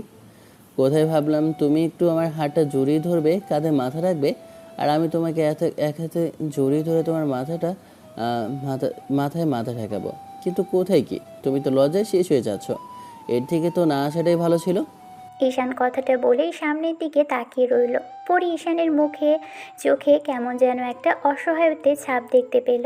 পরি চাইছিল কাছে আসতে, কিন্তু লজ্জায় পারছিল না। তারপর একটা সময় আলতো করে এসে পাশে বসলো, আর কাঁপা কাঁপা হাতে ঈশানের একটা হাত ধরতেই তখন ছেলেটা একটু মুচকি হাসলো। সোজা হয়ে বসতেই পরি ওর কাঁধে মাথা রাখলো। ঈশানও পরীকে আরেকটা হাতে অন্য হাতের মুঠোয় নিল। পরি ওর হাতটা জড়িয়ে ধরে কাঁধে মাথা রাখতেই ঈশান ওর মাথার সাথে নিজের মাথাটা ঠেকালো। পরি যে খুব বেশি ভয় পাচ্ছে, মেয়েটার বুকের ভিতর যে ধুকপুক করছে, ঈশান সেটা খুব ভালো করে বুঝতে পারছে। মেয়েটাকে আর বিব্রত করলো না, চুপ করে রইল। আধা ঘন্টা যাবৎ দুজনে একটু একটু করে কথা বলেছে। তারপর ঈশান ভাবলো যে মেয়েটাকে নিয়ে এবার অন্য কোথাও যাওয়া যাক। একটু বাদে একটা নদীর পাড়ে গেল, সেখানে অনেকেই বসে আছে, তাই বেশিক্ষণ থামলো না। তারপর পরীকে নিয়ে একটা রেস্টুরেন্টে আসে। পরি খেতে চাইছিল না, তখন ঈশান ওকে নিয়ে একটা কেবিনে ঢুকলো। পরি খেতে যাচ্ছিল, ঈশান তখন ওকে নিজের হাতে খাইয়ে দিতে গেলে পরি লজ্জায় খেতে চাইছিল না। ঈশান জোর করে ওকে খাওয়ালো। ছেলেটা স্পুন দিয়ে পরীকে খাওয়াচ্ছে, আর পরি লজ্জায় মাথাটা নিচু করে আছে। বিয়ের পরে এত লজ্জা পেলে চলবে না, আমাকে নিজ হাতে প্রতিদিন খাইয়ে দিতে হবে, না হলে আমি কিন্তু খাবো না বউ। আমি চেষ্টা করব। খাওয়া দাওয়া শেষ করে দুজনে আবারও রাস্তায় বের হলো। পরি আইসক্রিম খেতে চাইছিল, তাই ঈশান ওকে আইসক্রিম কিনে দিল। আর কি কি লাগবে সেটা বলতেই মেয়েটা কিছুই নিল না। তবে আইসক্রিম নিয়ে বাসার সামনে আসতেই পরি নেমে চলে যেতে নিলে তখন ঈশান পিছন থেকে ডেকে পড়ল। এমন করে চলে যাচ্ছ যে, আমাকে কিছু একটা দিয়ে যাবে না পরি? পরি অবাক হলেও এগিয়ে এসে দাঁড়ালো। এবার ঈশান নিজের গালে হাত দিয়ে দেখিয়ে বলল, আমার তো কিছু একটা পাওনা আছে, এখানে কিছু একটা দাও বউ। অসভ্য ছেলে একদম না, আমি এখন এরকম কিছু করতে পারবো না। যাও, বিয়ের পরে এসব হবে। অন্তত একটা হাক তো করতে পারো। সারাটা রাস্তা জড়িয়ে ধরে রেখেছি, এখন আবার বলছো হাঁক চাই? যাও এখান থেকে, আর সাবধানে বাসায় যাবে। বাসায় গিয়ে ফ্রেশ হয়ে তারপর মাগরিবের নামাজ পড়ে আমাকে কল করবে। এসে পরে খাওয়া দাওয়া করে আবার কথা হবে, কেমন? ঈশান হ্যাঁ বলে বাসায় চলে গেল। তারপর বাসায় এসে দেখলো যে আম্মু এখন কেমন যেন সন্দেহের চোখে তাকিয়ে আছে। ঈশান ওদের সবটা বলল। বলা শেষ হতেই সুইটি ওকে ধাক্কা মেরে বলল, আম্মু জানো তো, ভাইয়া ভাবির সাথে দেখা করতে গিয়েছিল। ডেট করে আসলো ভাবির সাথে। দেখো দেখো কত খুশি খুশি লাগছে। তাড়াতাড়ি বিয়েটা দিয়ে ফেলো, নাহলে বিয়ের আগে উল্টাপাল্টা কিছু করে বসবে না, তার ঠিক নেই। বোনের দিকে ঈশান রাগি চোখে তাকাতে মেয়েটা দৌড়ে সেখান থেকে পালালো। ঈশান মাথা চুলকে রুমের দিকে চলে গেল। ফ্রেশ হয়ে নামাজ পড়ে তারপর একদম এরশাবাদে মেয়েটাকে কল করলো। তারপর খাওয়া দাওয়া করে নিয়ে দুজনে একটু কথা বলে ঘুমিয়ে পড়ল। এমন করেই পুরো একটা মাস কেটেছে। এই একটা মাসে পরই কয়েকবার ঈশানের সাথে দেখা করলো। তেমন করে ঈশান কোনোভাবেই স্পর্শ করেনি, যার জন্য মেয়েটা ওকে বাজে ভাববে। তবে এক মাসে ওদের দুজনের মাঝে প্রেম ভালোবাসা হয়েছে কিনা জানে না। ঈশান মেয়েটার প্রতি প্রচণ্ড পরিমাণে দুর্বল। ঈশান বারবার মেয়েটাকে বলে ওকে ভালোবাসে কিনা, কিন্তু মেয়েটা লজ্জায় কিছু বলতে পারে না। এক মাসের মাথায় সেদিন পরই রিকশা করে আসলো ঈশানের সাথে দেখা করতে। আজকে মেয়েটা বোরখা পরে বেরোলেও নেকাব পরেনি, তবে হিজাব পরে বেরিয়েছে। তাতে মেয়েটাকে দেখতে অসম্ভব সুন্দর লাগছে। যেমন করে সাজে মেয়েটা সেই সাজেই সুন্দর লাগে। ঈশান ওকে নিয়ে বাইকে করে সারা শহর ঘুরলো। তারপর একটা সময় মনে হতে লাগলো বৃষ্টি হবে। তখন পরি বলতে লাগলো, বলছিলাম কি, মনে হয় বৃষ্টি হবে। আমাকে একটু তাড়াতাড়ি বাসায় দিয়ে আসো। বৃষ্টি আসলে খুব ঝামেলা হবে, আর ভিজলে জ্বর এসে যাবে। আমি থাকতে এত ভয় কিসের? আমি আছি না? আমি তোমাকে বুকের মাঝে আগলে রাখবো। আর আমার এমন জায়গায় থাকবো যেখানে বিদ্যুৎ চমকালেও তোমার ভয় লাগবে না। দেখো বউ। আমি বলছি আমার ভয় লাগছে ঈশান। এরই মাঝে হালকা বাতাস বইল। তারপর আবার একটু রোদের দেখা পাওয়া গেল। সব মিলিয়ে পাঁচমেশালি আবহাওয়া। ঈশান পরীর একটা হাত ধরে টানতে টানতে একটা ফাঁকা মাঠের মধ্যে নিয়ে আসলো। দেখলো দূরে একটা ফুচকার দোকান। দোকানটা দেখে পরী ভুলে গেল ঈশানকে এখান থেকে যাওয়ার কথা বলতে। ঈশান মেয়েটাকে নিয়ে সেখানে যেতে ফুচকা খাওয়ার জন্য বলতে লাগলো। ঈশান নিজ হাতে ফুচকা খাওয়ালো পরীকে। 2-3 প্লেট খেতেই একটা সময় ঈশান বুঝতে পারলো চোখ মুখ লাল হয়ে আছে পরীর। এবার ঈশান রাগী কণ্ঠে বলতে লাগলো, খেতে আনলাম তাই বলে এত ঝাল খেতে হবে? বারবার বারণ করলাম না? এখন এই ঝাল কমাবে কি করে বউ? চেহারাটা পুরো লাল হয়ে আছে। চেহারাটার কি অবস্থা হয়েছে দেখেছো? ঝালে একদম চোখ মুখ দিয়ে পানি ঝরছে। ওয়েটেড, আমি দেখছি কি করা যায়। ঈশান ফুচকার বিলটা দিয়ে মেয়েটাকে নিয়ে টানতে টানতে একটা গাছের নিচে আসলো। এর কারণ হচ্ছে গুড়ি গুড়ি বৃষ্টি শুরু হয়েছে। পরি ভয় পাচ্ছে, বিদ্যুৎ চমকাচ্ছে থেকে থেকে। গাছের নিচে এসে দাঁড়াতেই দুজনেই ভিজল না, তবে বিদ্যুৎ চমকানোতে পরি ভয় পাচ্ছিল। মেয়েটা ঈশানের গা ঘেঁষে দাঁড়াতে ঈশানও মেয়েটার কাছে এসে ওর সামনে দাঁড়াতেই পরি মাথা নিচু করে ফেলল। ঝাল কমেছে? পরি মাথা নেড়ে না সুযোগ উত্তর দিতেই যখন ঈশান ওর মুখের একপাশে হাত রাখলো, পরি অবাক হলো। ঈশান তখন মুচকি হেসে বলতে লাগলো, ভয় নেই, ভুলভাল কিছু করব না। আমি ফু দিচ্ছি, দেখো ঝাল কমে যাবে কেমন? পরি এক দৃষ্টিতে ঈশানের দিকে তাকিয়ে আছে। ছেলেটা যখন এরকম একটা কথা বলল তখন পরি মাথা নেড়ে উত্তর দিল। ঈশান ওর মুখের কাছে নিজের মুখটা এনে আলতো করে ফু দিতে লাগলো। ঈশানের গরম নিঃশ্বাস পরির মুখের উপর অনুভব করে চোখ জোড়া বন্ধ করে নিল। এরই মাঝে কয়েকবার বিদ্যুৎ চমকানোর আওয়াজ হলো। বিদ্যুতের ঝলকানি পরি সেটা দেখতে পেল না চোখ বন্ধ করে রাখার জন্য। কিন্তু তৃতীয়বার যখন খুব জোরে সোরে বিদ্যুৎ চমকানোর শব্দ হলো, সাথে সাথেই পরি ভয়ে ঈশানকে একদম জাপটে জড়িয়ে ধরল আর ফুপিয়ে উঠল, কেঁদে উঠল। ঈশানও দুহাতে মেয়েটাকে জড়িয়ে ধরল, চুলের ভাঁজে একটা চুমু খেয়ে বলতে লাগলো, কিচ্ছু হয়নি সোনা, আমি আছি তো, ভয় নেই। আমি থাকতে তোমার কিচ্ছু হবে না। দেখি এত ভয় পেতে হয় নাকি? সামান্য বিদ্যুৎ চমকানোতেই এত ভয় পেতে হয়? এবার দেখি, তাকাও আমার দিকে। ঈশান কথাটা বলতেই পরি আস্তে আস্তে ওর দিকে তাকালো। খেয়াল করলো মেয়েটা ভয় কাঁপছে। ঈশান কেমন যেন একটা ঘোরের মধ্যে চলে যাচ্ছে। পরি কাঁপা কাঁপা ঠোঁট জোড়া ওকে যেন পাগল করে দিচ্ছে। তার উপর মেইলি স্মেলটা যেন একদম মাতাল করে তুলেছে। ঈশান পরিকে জোর করে ছাড়ালো। খেয়াল করলো মেয়েটা ফুপিয়ে উঠছে। ঈশান জোর করে ছাড়িয়ে নিয়ে মেয়েটার চোখের পানি মুছিয়ে দিল। পরি চোখ জোড়া বন্ধ করে রেখে মেয়েটা জোরে জোরে নিঃশ্বাস নিচ্ছে আর ফুপিয়ে উঠছে। এই অবস্থাতে মেয়েটাকে প্রচণ্ড পরিমাণে আদরে লাগছে। একই চেহারা লাল হয়ে আছে, তার উপর গোলাপের পাপড়ির মতো ঠোঁট জোড়া একদম লাল টকটকে হয়ে আছে, যার জন্য মনে হয়েছে ওর ওখানটা ছুঁয়ে দিতে। ঈশান কখন যে ঘোরের মাঝে এতটা কাছে চলে আসে জানে না। তবে যখন হুঁশ ফিরল তখন ঈশান পরীর ঠোঁটে আলতো করে ঠোঁট ছুঁয়ে দিয়েছে। পরী একটা ঝটকায় নিজেকে ঈশানের থেকে দূরে সরে গেল। তারপর ওর দিকে ফিরে বেশ খানিকটা লজ্জা মাখা চোখে তাকালো। ঈশান ভাবলো মেয়েটা কিছু মনে করেনি কিংবা কিছু ভাবেনি। লজ্জা পেয়ে ওর দিক থেকে তাকাতে পারছে না, কিন্তু তখনই মেয়েটা কেঁদে ফেললো আর বেশ খানিকটা রাগী কণ্ঠে বলতে লাগলো, ছিস, আমি তোমাকে এরকম ভাবিনি, আর তুমি কিনা এরকম একটা বাজে কাজ করে ফেললে। আমি তোমাকে বারবার করে বলেছিলাম না বিয়ের আগে এরকম কিচ্ছু করো না, তুমি তাই করলে। তুমি এতটা কন্ট্রোললেস যে কয়েকটা দিনের জন্য অপেক্ষা করতে পারলে না। কয়েকটা দিন পরেই তো আমাদের বিয়ে হতো, তুমি এরকম করে আমাকে চাও। তুমি এরকম একটা কাজ করলে আমি ভাবতেও পারিনি। আমি তো তোমাকে ভালোবাসার চেষ্টা করেছিলাম, আর তুমি কিনা এরকম করতে চাইলে আমাকে। প্লিজ সোনা, আমার কথা শোনো। আমি এরকম কিছু করতে চাইনি, কিন্তু ঘরের মাঝে এরকম একটা কাজ করে ফেলেছি, বিশ্বাস করো। আমি তোমাকে বিশ্বাস করেই এত কাছে এসেছিলাম, অন্য অন্য কোনো ছেলের এতটা কাছে আসেনি। আম্মু তোমার সাথে বিয়ের কথা বলেছিল বলেই তোমাকে সুযোগ দিয়েছিলাম, আর তুমি সেই সুযোগে। আমার ভাবতে অবাক লাগছে যে তুমি আমার সাথে এরকম কিছু করতে চাইলে। এত বাজে ভাবলে কি করে আমাকে? আমি অন্য আরো 10টা মেয়ের মতো নই ঈশান। ছোটবেলা থেকেই খুব খুব স্বাভাবিকভাবেই বড় হয়েছি, সবার সাথে মিশিনি, আদরে ভাবে বড় হয়েছি। কখনো বাইকে পর্যন্ত ওঠেনি, কিন্তু তোমার জন্য সব করেছি। রাত রাত রাত জেগে কারোর সাথে কথা বলিনি, তোমার তোমার সব কথা শুনেছি। তুমি যখন যা বলেছো তাই করেছি, আর আর তুমি আমার এইটুকু কথা রাখতে পারলে না। বেবি প্লিজ আমার কথা শোনো, প্লিজ আমার কাছে আসো। আমি বলছি আমার ভুল হয়েছে, আমাকে তুমি মারো বকো, তারপর এরকম কেঁদো না প্লিজ। দেখি আমার কাছে আসো যান। ঈশান পরীর কাছে আসতে গেলে পরী আরও একটু জোরে কেঁদে উঠল। ঈশান মেয়েটার একটা হাত ধরতেই ও সজোরে ঈশানের গালে থাপ্পড় মারার জন্য হাত উঠালো, তবে মারতে পারল না। কেমন যেন ওর দিকে রাগি চোখে তাকিয়ে থাকে। দৌড়ে সেখান থেকে চলে গেল।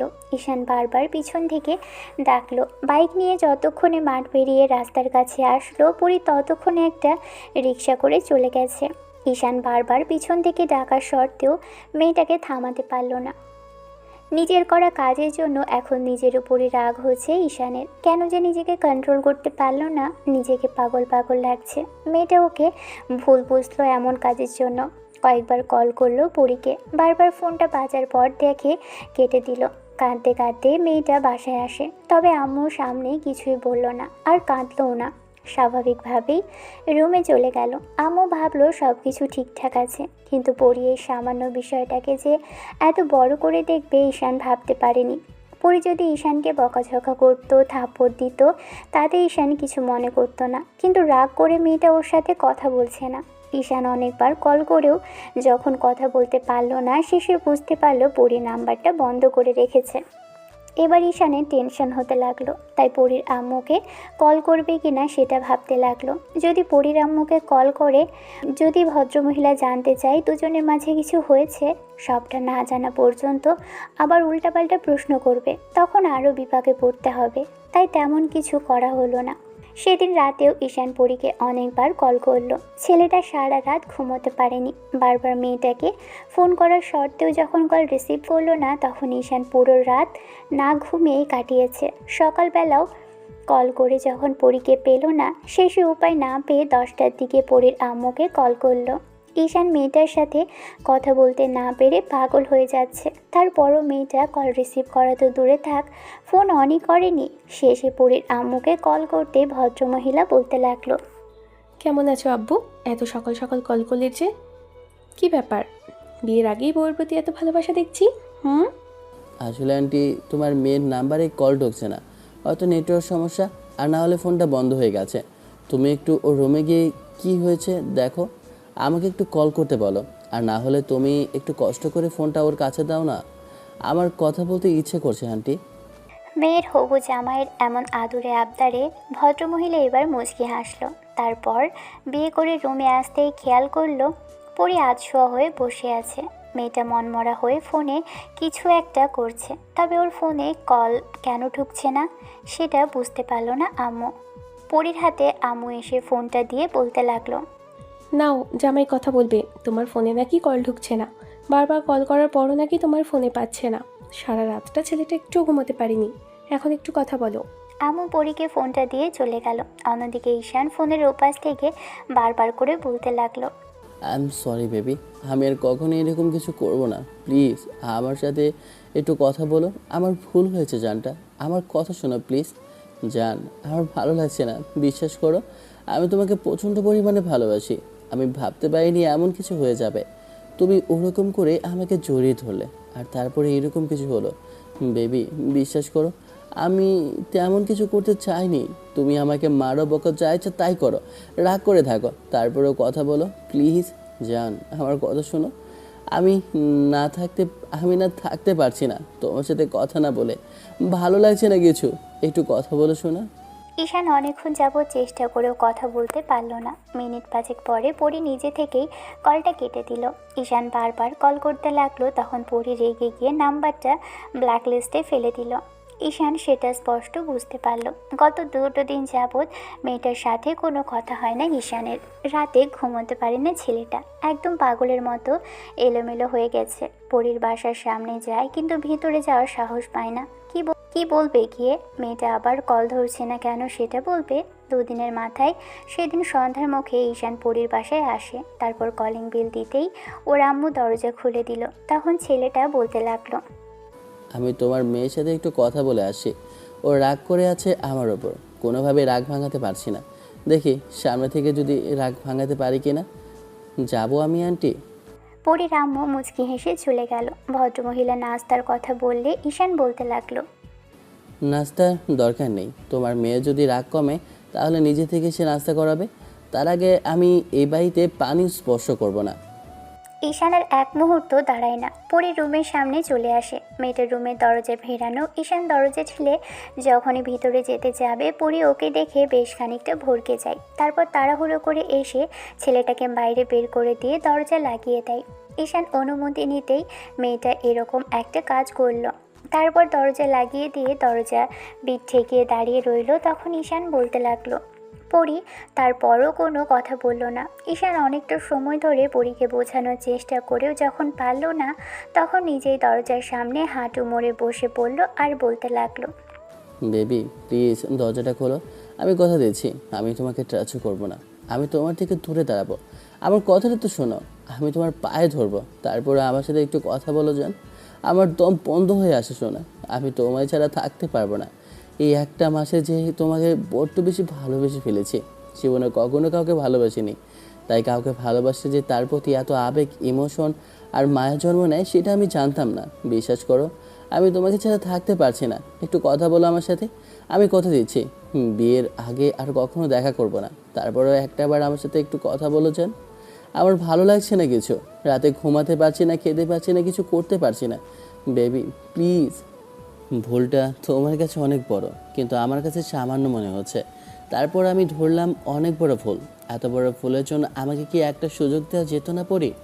আমি পাগল হয়ে যাচ্ছি পরি। 2 দিন তোমার সাথে একটা কথাও বলতে পারিনি। তোমার কণ্ঠস্বরটা না শুনে আমার বুকের ভেতরটা জ্বলে পুড়ে ছারখার হয়ে যাচ্ছে। এইটুকু তোমার মায়া হচ্ছে না আমার প্রতি? তাহলে কি আমি ধরে নেব তুমি আর আমাকে ভালোবাসো না, নাকি তুমি আমাকে ভালোই বাসোনি? পরি ঈশানকে কথাটা বলেই চুপ করে রইল।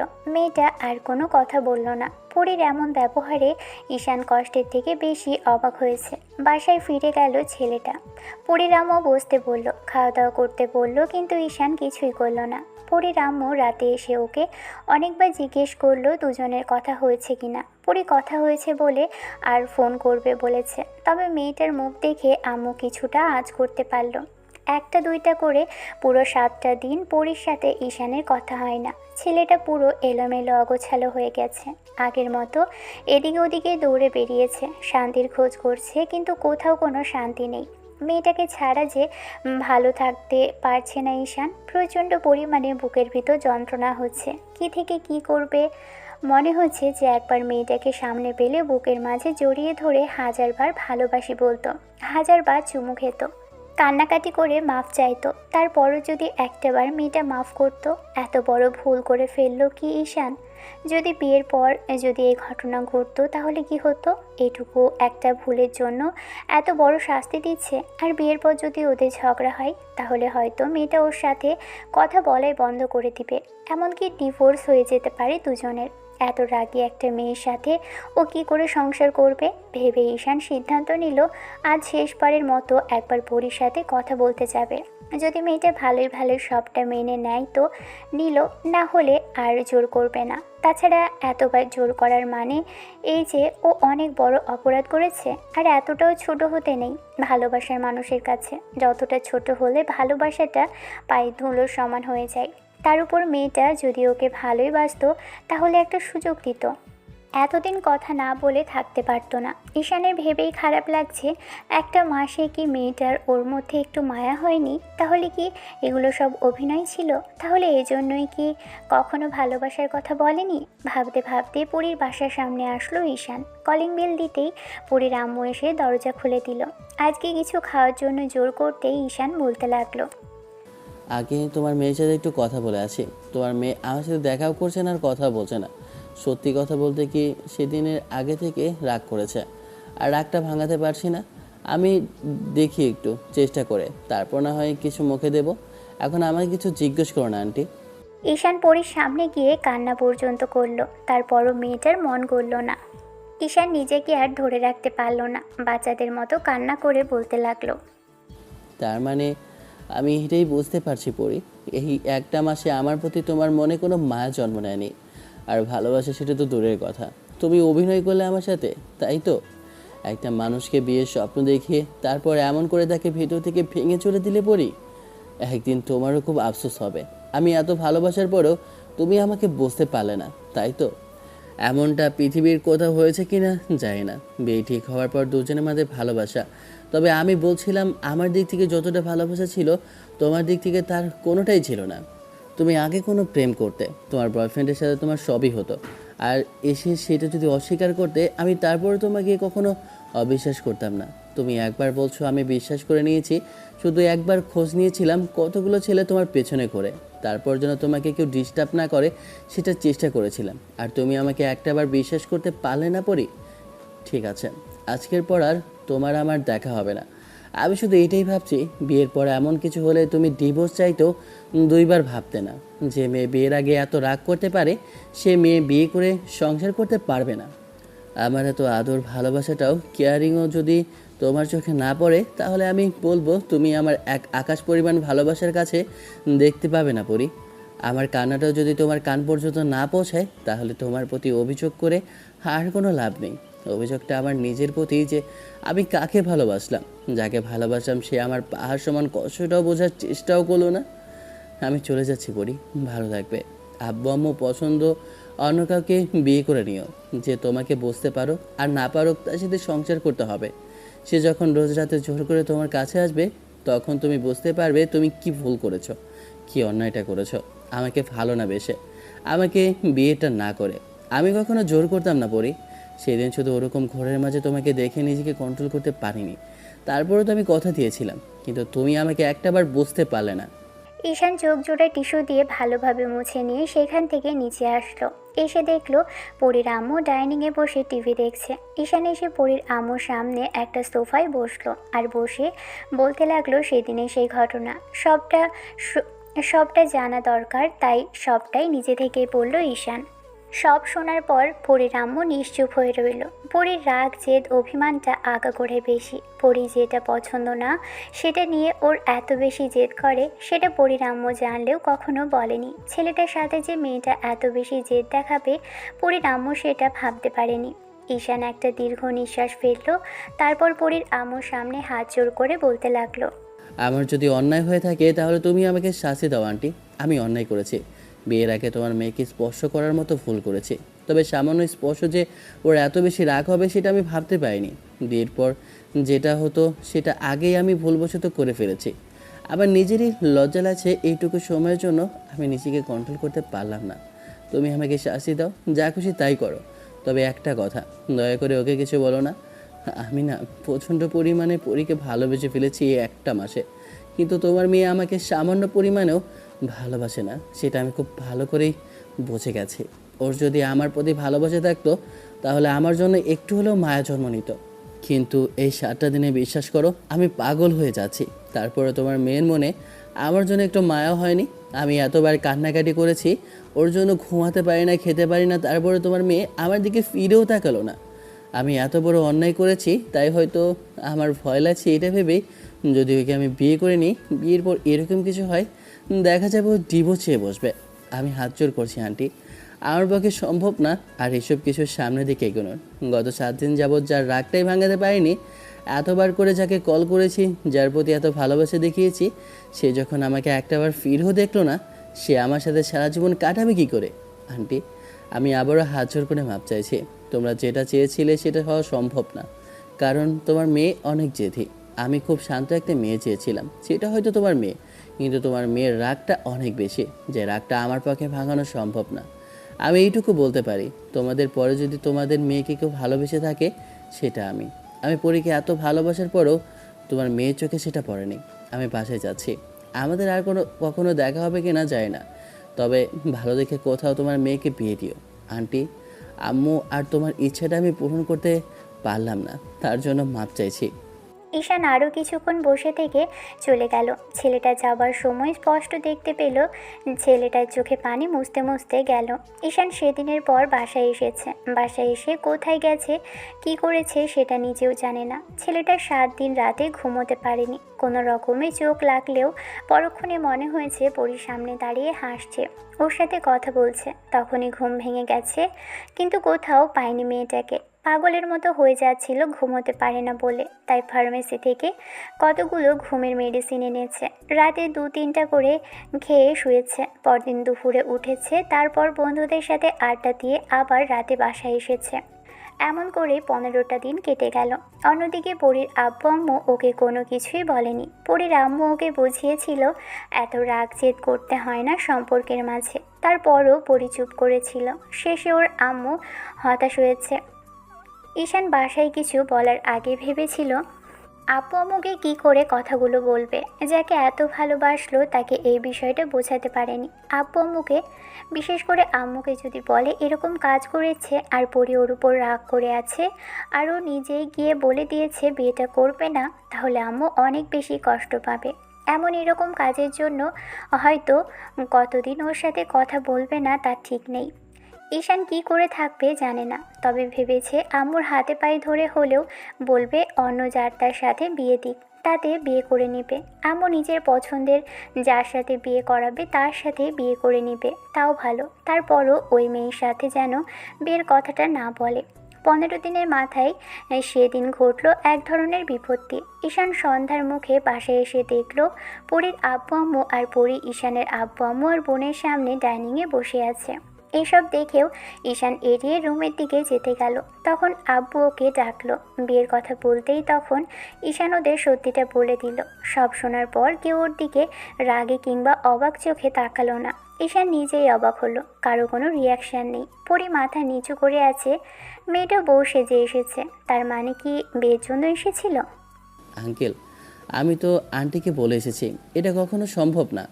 আপনাদের মেয়ের যে পরিমাণে রাগ আর জেদ, আমার পক্ষে সম্ভব না ওর সাথে মানিয়ে নেওয়া। আমি হাত জোর করে মাপ চেয়েছি আমার কাজের জন্য। আপনারা যা শাস্তি দিতে চান মাথা পেতে নেব, তারপরে বিয়ের কথা বলবেন না। আব্বু আম্মু আমাকে যা পারো বলো, তারপরেও ওনার সাথে কোনো ঝামেলা করো না। আমি আন্টিকে বলেছি ওনার হাতে কোনো দোষ নেই, দোষটা আমার নিজেরই। আমি নিজেকে সামলে রাখতে পারিনি কয়েকটা দিনের জন্য। যাকে এত ভালোবেসে ফেলেছি তাকে এরকম করে টাচ করার জন্য আমার এই শাস্তিটা হওয়া দরকার। তোমরা এই বিয়ের কথাটা বলো না, আমি বিয়েটা করতে পারবো না। ঈশান এলোমেলোভাবে রুমের দিকে চলে গেল। আব্বু আম্মু মুখে হাত দিয়ে চুপচাপ বসে রইল। পরি মেয়েটা ঈশানের দিকে অসহায়ভাবে তাকালো। কেন মেয়েটা এতদিন ধরে জেদ ধরে বসেছিল? পরি এবার কেঁদে ফেলল। মুখে হাত দিয়ে ফুপিয়ে উঠে বলতে লাগলো, সব আমার জন্য হয়েছে। আমি আমি যেদিন কেন কথা বলিনি ওর সাথে, ও ও কথাটা রাগ করেছে। এই তোমরা বিয়ে করতে চাইছিলে, বলেছিল যত তাড়াতাড়ি সম্ভব বিয়ে করে নেবে। 7টা দিন ওর সাথে কথা বলিনি, সব তো সাপ। আমি যেহেতু এরকম করেছি, আমি ওর রাগ ভাঙাবো। তোমরা বসো, আমি ওকে নিয়ে আসবো আম্মু। পরি দৌড়ে ঈশানের রুম খুঁজতে খুঁজতে চলে আসলো উপরে। এসে দেখলো ছেলেটা বেডে শুয়ে আছে। ঈশান চোখ বন্ধ করে রেখেছে। পরি সামনে দাঁড়িয়ে ফুপিয়ে কেঁদে উঠল। ঈশান উঠে বসতেই পরি ঈশানের পায়ের কাছে বসে পড়ে পা জড়িয়ে ধরতে গেলে ঈশান সরে গেল। পরি যতবার ঈশানের কাছে আসার চেষ্টা করছে ততবার ঈশান দূরে সরে যাচ্ছে। মেয়েটা ফুপিয়ে ফুপিয়ে কান্না করছে। কী ব্যাপার, আপনি এখানে কি করছেন? আপনাকে না বললাম বিয়ে হবে না, চলে যান। আপনার আব্বু আম্মুর কথা রাখতে বিয়ে করতে হবে না। আমি তো সবাইকে সবটা বলে দিয়েছি। নাকি আপনার শাস্তি দেওয়া শেষ হয়নি এখনও? I love you baby. I am really sorry সোনা। আমি বুঝতে পারিনি তোমাকে এতটা ভালোবাসি, আর রাগের মাথায় এরকম করে ফেলবো ভাবতে পারিনি।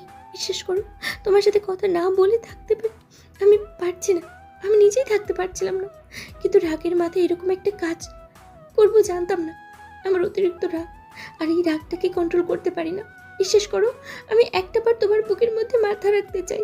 একটু একটু জড়িয়ে ধরো সোনা, আমার সব রাগ কমে যাবে। তুমি তুমি আমাকে ভালোবেসে আগলে রাখতে পারবে না বলো? আমার রাগটা কমিয়ে দিতে পারবে না তুমি? আমি কথা দিচ্ছি, এরপর থেকে আর এত রাগ করবো না। একটু কাছে আসো আমার বেবি। ঈশান দূরে দাঁড়িয়ে রইল। তারপর একটু তাচ্ছিল্য করে বলতে লাগলো। আমি তো এই একটা মাসে প্রায় মরেই যাচ্ছিলাম। কই, তখন তো কোনো খোঁজ খবর নেননি। আজকে আমাকে যেমন এলোমেলো অগোচলো দেখছো, সেইটা তোমার জন্য। জীবনে কখনো কাউকে ভালোবাসিনি, তোমাকে ভালোবেসে সেই শাস্তিটাই পেয়েছি। এই শাস্তি আমি সারা জীবন ধরে পেতে চাই, আর তুমিও পাবে। আমাকে যদি সত্যি ভালোবেসে থাকো, তাহলে না পাওয়ার যন্ত্রণাটা নিয়ে সারা জীবন তোমাকে কাটতে হবে। এত ভালোবাসার পরও আমি তোমাকে কাছে টেনে নিব না পরি। ঈশান কথাটা বলেই চোখের পানি মুছে নিল। পরি দৌড়ে এসে ঈশানের বুকে ঝাঁপিয়ে পড়ল। নিজেকে আটকে রাখতে পারল না। মেয়েটাকে এমন একটা কথা বলেও কিছুক্ষণ চুপ করে রইল। পরি ঈশানকে খুব শক্ত করে জড়িয়ে ধরল। ঈশান ওকে ছাড়ানোর চেষ্টা করলে পরি ফুপিয়ে উঠতে লাগলো। ছেলেটার শার্টটা শক্ত করে খামচে ধরে বলতে লাগলো। আজকে যদি তুমি আমাকে বিয়ে করে বাসায় রেখে না দাও, তাহলে আমি সত্যি মরে যাবো। ঈশান, বাসায় গিয়ে সুইসাইড করে নেবো। দেখো, আমি সত্যি মরে যাবো বেবি। তুমি আমাকে একটাবার আদর করো প্লিজ। ঈশানকে পরি কিছুক্ষণ জড়িয়ে ধরে রাখলো। একটু বাদে নিজেও আর থাকতে না পেরে ঈশান মেয়েটাকে জড়িয়ে ধরল। ঈশানের মনে হতে লাগলো পরীকে বুকের মাঝে লুকিয়ে রাখতে। ঈশান পরীকে ছাড়ালো। চোখের পানি মুছে দিতেই পরি নিজেই ঈশানের ঠোঁটের সাথে ঠোঁট মেশালো। অবাক হলো ছেলেটা। তারপরও একটা সময় থাকতে না পেরে নিজেও মেয়েটার কোমর জড়িয়ে ধরলো। তারপরও হঠাৎই এক ঝটকায় মেয়েটাকে সরিয়ে দিল। কি হলো? তুমি ছেড়ে দিলে যে? একটাবার কিস করতে গিয়ে এরকম একটা শাস্তি দিয়েছ, এরপর কিস করতে গেলে হয়তো আমি আর বেঁচেই থাকবো না। আমাকে ছেড়ে এখান থেকে যাও তুমি, বিয়ের পর না হয়। পরি আবারও ঈশানের কাছে আসলো। তারপর ছেলেটার শার্টের কলারটা ধরে ঈশানের সারা মুখে কিস করতে লাগলো। মিনিট 2 কিস করে আবারও জড়িয়ে ধরে কাঁদতে লাগলো। I love you, Shona. I really love you. And I'm sorry, baby. I love you so much, জান। I really love you. I love you a lot. বিয়ের কথাটা আজকে আর নাই বললাম।